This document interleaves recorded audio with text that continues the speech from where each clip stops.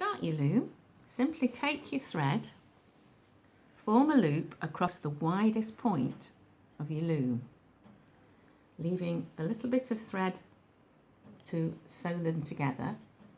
Put a knot in, a simple knot that you can tension with the Velcro underneath your loom. You now have a letterbox. Take your yarn through the letterbox and around the first available pin on the loom, and then the next available at the opposite end, across to the next available, and then back to where we started. We're now ready to weave, and we're going to take the first thread and the middle thread and pass our yarn underneath, but we're not going to pull it through.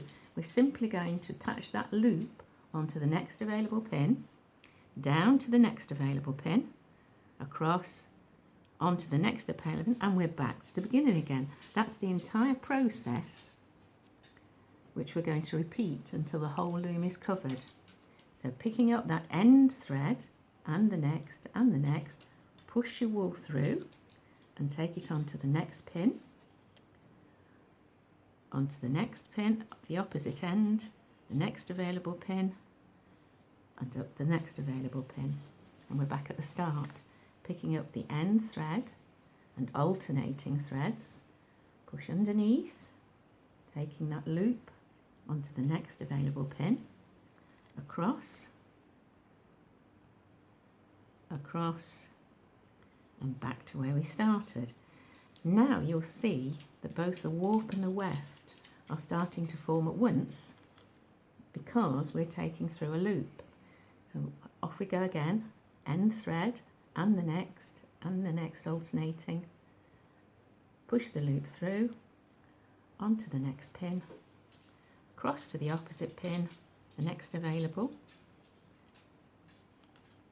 back to the beginning again, end thread, pick up the next available, alternating across as you do with standard weaving, onto the pin, across to the other end,